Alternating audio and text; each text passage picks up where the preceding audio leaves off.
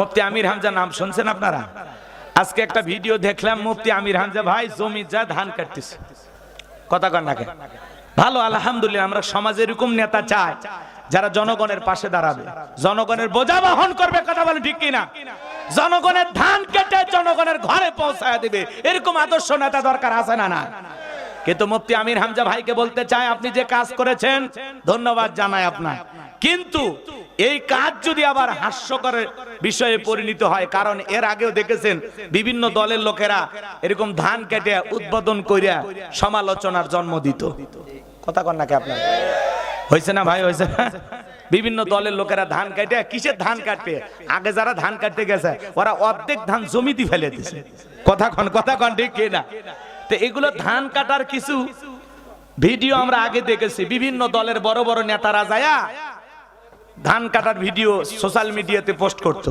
তা আমরা বলতে চাই, আমির হামজা ভাই ধান কাটতেছেন, কে যেন একটা গোপনে ভিডিও করিয়া সোশ্যাল মিডিয়াতে ছাড়ছে।